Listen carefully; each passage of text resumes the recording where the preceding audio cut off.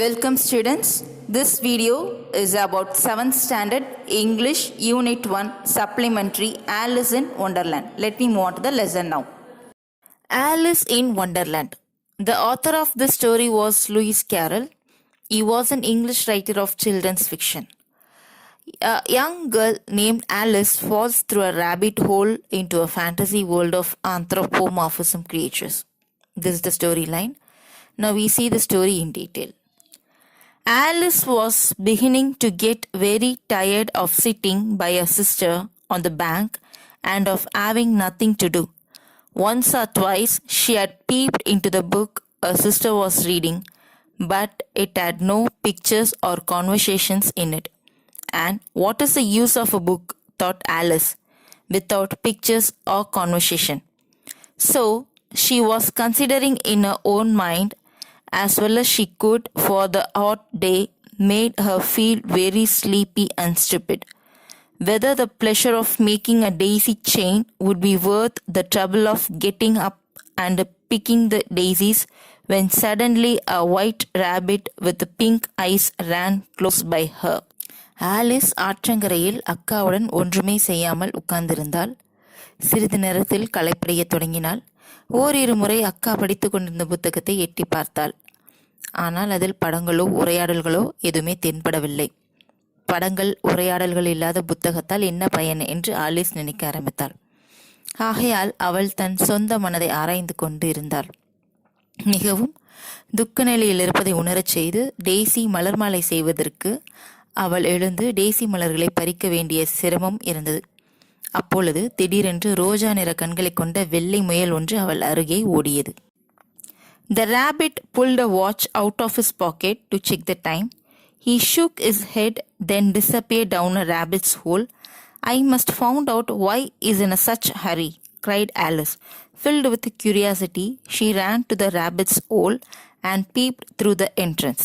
The hole dropped suddenly and Alice fell. முயல் நேரத்தை பார்க்க தன் சட்டை பையில் இருந்த ஒரு கடிகாரத்தை இழுத்து எடுத்தது. அதன் தன் தலையை தூக்கி பின் அதனுடைய அந்த பொந்துக்குள் மறைந்து விட்டது. உடனே ஆலிஸ் அது ஏன் இவ்வளோ சீக்கிரமாக அந்த பொந்துக்குள்ளே போகணும், அதை நம்ம கண்டுபிடிக்கணும் அப்படின்ட்டு அவள் அழ ஆரம்பிச்சான். ஆர்வம் மிகுந்த அவள் முயல் வலைக்கு ஓடி சென்றாள். நுழைவு வாயிலின் வழியே எட்டி பார்த்தால் திடீரென்று அந்த வலை இடித்து ஆலிஸ் அந்த பொந்துக்குள் விழுந்தாள்.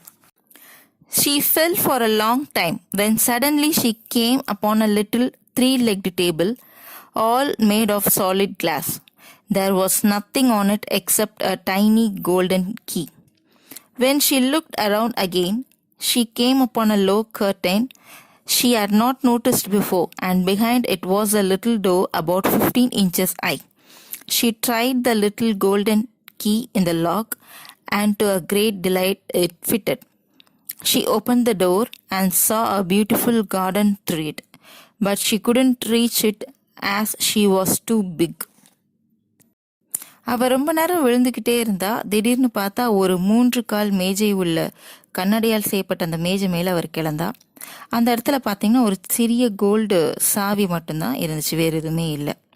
சுற்றி முற்றியும் பார்த்தா அப்புறம் பார்த்தீங்கன்னா ஒரு கர்டைன் இருந்துச்சு. அந்த கர்டைனுக்கு பின்னாடி ஒரு 15 இன்ச் ஹைட் உள்ள ஒரு டோர் ஒன்று இருந்துச்சு. இந்த கோல்டன் சாவியை வச்சு அவள் அந்த டோரை திறக்கிறதுக்கு ட்ரை பண்ணா. அது ஓப்பன் ஆச்சு. ஓப்பன் பண்ணி பார்த்தோம்னா அங்கே ஃபுல்லாக ஒரு பியூட்டிஃபுல் கார்டன் இருந்துச்சு. ஆனால் அது உள்ளார போகிறதுக்கு இவ ரொம்ப பெருசாக இருந்தா.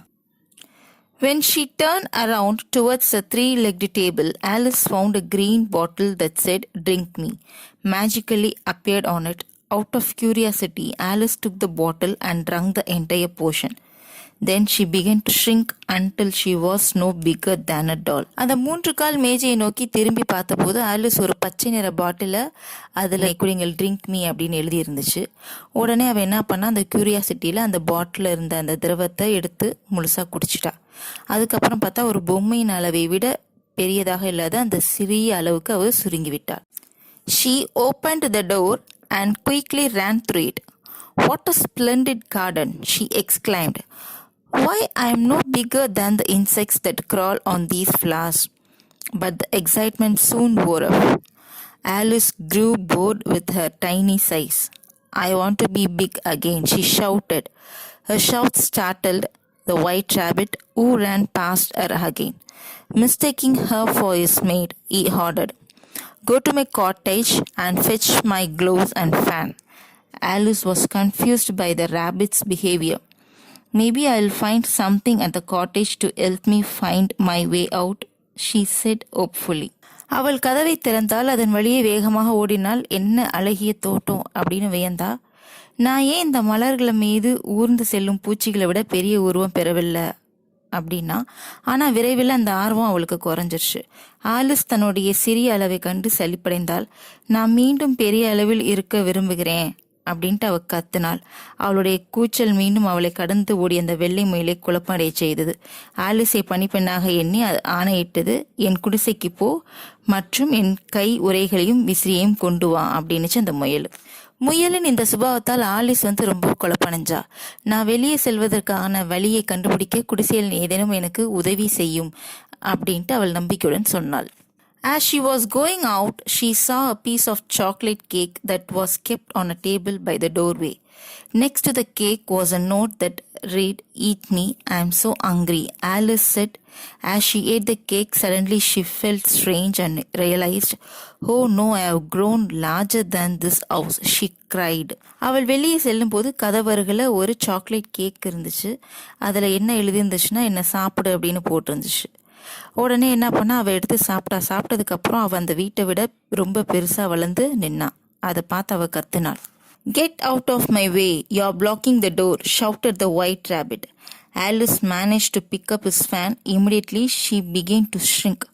But little did she know it was a magical fan, which made her small again. "Oh no, I'll never get back to the right size." She went looking for help. "என் வழியை விட்டு விலகி நில்லு, நீ கதவை அடைத்து கொண்டு நிற்கிற" அப்படின்ட்டு அந்த வெள்ளை முயல் கத்துச்சு. ஆலிஸ் அதன் விசிறியை எடுத்துக்கொண்டாள். உடனே அவள் சுருங்க தொடங்கினான். தன்னை மீண்டும் சிறிய அறிவில் மாற்றியது அந்த மின் விசிறி தான் அப்படின்ட்டு அவள் அறியவில்லை. "ஓ இல்லை, நான் ஒருபோதும் சரியான உருவத்தை திரும்ப பெற மாட்டேன்" என்று சொல்லியபடி அவள் உதவி தேடி சென்றாள். Soon she saw a green caterpillar dressed in a pink jacket. He was sitting on the top of a large mushroom, smoking a bubble pipe. "One side makes you big, the other side makes you small," he said to Alice before slithering away. "One side of what?" Alice called after him. "The mushroom, silly," he answered. Alice ate a piece of the mushroom. "Thank goodness I am growing," she cried. "But which way do I go?" சற்று நேரத்தில் அவள் ரோஜா நிற மேலாடை அணிந்த ஒரு பச்சை நிற கம்பளி பூச்சியை பார்த்தா. அது ஒரு பெரிய காளானின் உச்சியில் அமர்ந்து கொண்டு அந்த குமிழ் போன்ற குழாய் கொண்டு அது புகைத்து கொண்டிருந்தது. "ஒரு பகுதி உன்னை பெரிதாகவும் ஒரு பகுதி உன்னை சிறியதாகவும் ஆகுகிறது" என்று ஆலிஸிடம் ஊர்ந்து செல்வதற்கு முன்னர் சொல்லுச்சு. ஆலிஸ் அதனிடம் "என்னுடைய பகுதி எது?" அப்படின்னு கேட்டா. உடனே வெட்டுக்கிளி "இந்த காளானின் ஒரு பகுதி" அப்படின்னு பதிலளிச்சுது. உடனே ஆலிஸ் என்ன பண்ணா, அந்த காளானின் ஒரு துண்டை சாப்பிட்டாள். "நன்றி, நான் வளர்ந்து கொண்டே இருக்கிறேன்" என்று கத்தினாள். ஆனால் எந்த வழியில் நான் போகிறேன் அப்படின்னு கேட்குறான் அந்த மஷ்ரூம் கிட்ட. "That path leads to the Mad Hatter. The other way leads to Le March Hare," said a voice. Alice turned to find a smiling Cheshire cat in a tree. "I'll see you later at the Queen's croquet game," he said before disappearing. அந்த வழி mat ஆட்டரின் பக்கம் செல்கிறது, அடுத்த வழி லே Marsh மேலை நோக்கி செல்கிறது என்றது ஒரு குரல். ஆலிஸ் திரும்பி ஒரு மரத்தின் புன்முறுவல் பூத்த ஒரு செஷேர் பூனையை கண்டாள். அது "நான் உன்னை ராணியின் குறுகுவை விளையாட்டில் பார்க்கிறேன்" என்று சொல்லிவிட்டு மறைந்து விட்டது. There was a table set out under a tree in front of the house, and the marsh hare and the adder were having tea at it. A dormouse was sitting between them, fast asleep, and the other two were using it as a cushion, resting their elbows on it and talking over its head. Very uncomfortable for the dormouse, thought Alice. "Only as it's asleep, I suppose it doesn't mind." The table was a large one, but the three were all crowded together at one corner of it. "No room, no room," they cried out when they saw Alice coming. அந்த வீட்டின் முன்புறத்தில் ஒரு மரம் இருந்துச்சு. அதுக்கு அடியில் ஒரு மேஜை ஒன்று போடப்பட்டிருந்துச்சு. அந்த மேஜையில் அந்த மார்ஷ் மயிலும் அந்த மேட் ஹேட்டரும் டீ குடிச்சிட்டு இருந்தாங்க. டார்மவுஸ் அவங்களுக்கு இடையில ஒரு ஆழ்ந்த தூக்கத்தில் உட்கார்ந்து கொண்டு இருந்துச்சு. மற்ற இருவரும் என்ன பண்ணாங்க, அவங்களோட முழங்கைகளை வைப்பதற்கு தலையணையாக அந்த எலியை பயன்படுத்தி கொண்டிருந்தாங்க. அதன் தலையை பற்றி பேசினர். டார்மவுஸுக்கு மிகவும் அசௌகரியமாக இருக்கும் அப்படின்ட்டு ஆலிஸ் நினைச்சா. அது தூங்கி கொண்டு இருப்பதால் இதை பொருட்படுத்தவில்லை அப்படின்னு எண்ணினா. அந்த மேஜை ரொம்ப பெருசு. ஆனால் அதன் ஒரு மூலையில இந்த மூவரும் என்ன பண்ணாங்க, அந்த இடத்தை அடைச்சி கொண்டு அப்படி இடுக்கி பிடிக்கிட்டு இருந்தாங்க. ஆலிஸ் வருவதை கண்டவுடன் இடமில்லை இடமில்லை என்று கத்தினர். "There's plenty of room," said Alice indignantly, and she sat down in a large armchair at one end of the table. "Have some wine," the March Hare said in an encouraging tone. Alice looked all round the table, but there was nothing on it but tea. "I don't see any wine," she remarked. "There isn't any," said the March Hare. "Then it wasn't very civil of you to offer it," said Alice angrily. "It wasn't very civil of you to sit down without being invited," said the March Hare. "I didn't know it was your table," said Alice. "It's late for a great many more than 3. You may stay if you answer my riddle," shouted the Mad Hatter. "Why is a raven like a writing desk?" Alice felt dreadfully puzzled. அந்த மூவரும் இடம் இல்லைன்னு கத்தின உடனே Alice என்ன சொன்னா, நிறைய இடம் இருக்கு அப்படின்னு சொன்னான். அவள் அந்த மேஜையில ஒரு முனையில இருந்த பெரிய நாற்காலியில் அமர்ந்தாள். "கொஞ்சம் மது எடுத்துக்கொள்" என்று மார்ஷ் முயல் சொன்னது. உடனே ஆலிஸ் மேஜை முழுவதும் பார்த்தாள். ஆனால் மேஜை மீது அந்த டீயை தவிர ஒண்ணுமே இல்லை. "மது இல்லையே" என்று குறிப்பிட்டாள். "எதுவும் இங்கு இல்லை" என்று மார்ஷ் முயல் சொன்னது.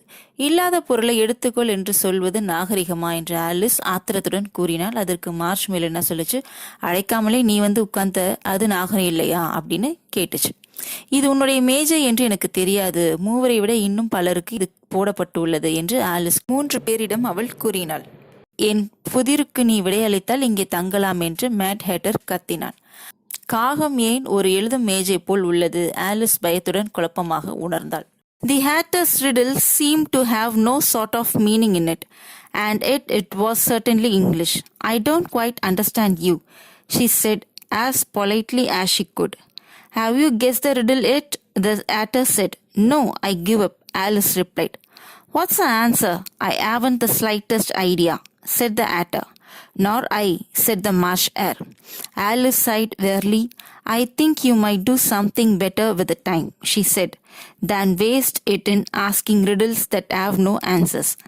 And she continued her walk. ஹேட்டரின் புதிரில் எந்த வகை அர்த்தம் இல்லாவிட்டாலும் நிச்சயமாக ஆங்கிலம் இருந்துச்சு. "என்னால் புரிந்து கொள்ள முடியவில்லை" என்று அவளால் இயன்ற அளவு பொறுமையுடன் பதிலளித்தாள். "இன்னும் அந்த புதிரை உன்னால் யூகிக்க முடியவில்லையா?" என்று ஹேட்டர் கேட்டான். "இல்லை, நான் விட்டுவிடுகிறேன்" என்று ஆலிஸ் பதிலளித்தாள். "என்ன விடை என கேட்டவளிடம் சிறிது யோசனை கூட எனக்கு தோன்றவில்லை" என்று சொன்னான் ஹேட்டர். "எனக்கும் தெரியாது" என்று சொல்லிச்சு அந்த மார்ஷ் முயல். ஆலிஸ் சோர்வுடன் பெருமூச்சு விட்டாள். விடைகள் இல்லாத புதிர்கள் கேட்டு நேரத்தை வீணடிப்பதற்கு பதிலாக நீங்க நல்ல ஒரு வேலை செய்யலாம் என்று சொல்லிவிட்டு தன் நடைய Alice தொடர்ந்தாள். Suddenly she found herself in the middle of a field where the Queen of Hearts was playing croquet. Her guards and gardeners were shaped like cards. One gardener had planted white roses by mistake and then painted them red. "Off with their heads," shrieked the queen. "I hate white roses." திடீரென்று ஒரு திடலின் நடுவே இதயங்களின் ராணி குறுக்கே விளையாடும் இடத்திற்கு Alice வந்தாள். ராணியின் மெய்காப்பாளர்களும் தோட்டக்காரர்களும் சீட்டுகளின் உருவத்தில் இருந்தனர். ஒரு தோட்டக்காரன் தவறுதலாக வெள்ளை ரோஜா செடியை நட்டிருந்தான். அதன் பின் அதை சிவப்பு வண்ணத்திற்கு மாற்றினான். கூச்சலிட்ட ராணி, "அவர்களின் தலைகளை நீக்குங்கள்" என்று கத்தினாள். "நான் வெள்ளை ரோஜாக்களை வெறுக்கிறேன்" அப்படின்னு கூறினாள். Then she noticed Alice and asked her, "Have you ever played croquet?" "Yes," Alice timidly answered. "But I've never used a flamingo or a hedgehog." "Play with me," ordered the queen, "and let me win or I'll have your head."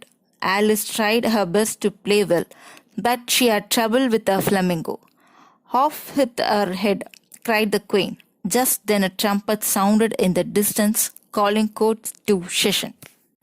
அப்பொழுது ஆலிஸை கண்ட ராணி, "நீ எப்பேதேனும் குரோக்கே விளையாடுவது உண்டா?" என்று கேட்டாள். Alice ஆம் என்று அச்சத்துடன் பதிலளித்தாள்.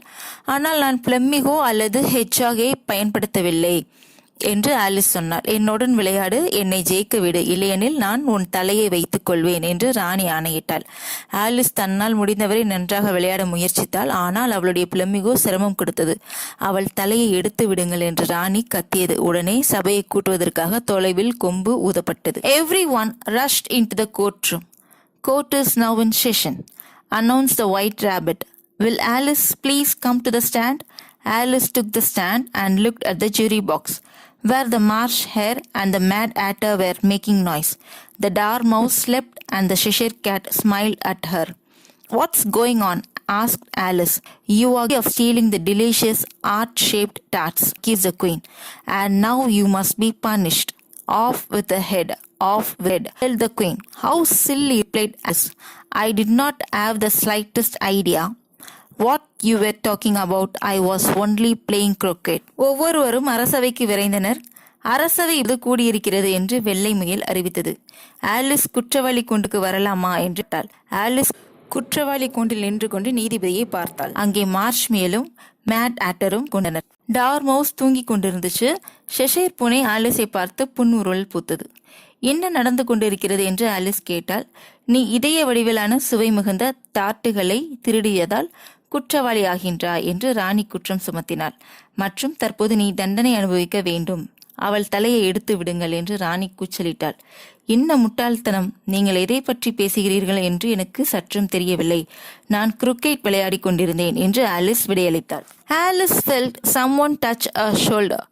Wake up, you have been sleeping for too long, said the sister softly.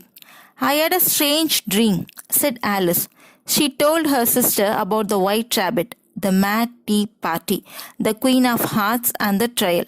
But her sister wasn't paying attention. You are reading again, mumbled Alice. As she stretched, Alice saw a little white rabbit with pink eyes scurry behind a tree. Alice தன் தோள்பட்டை யாரோ தொடுவதாக உணர்ந்தால்.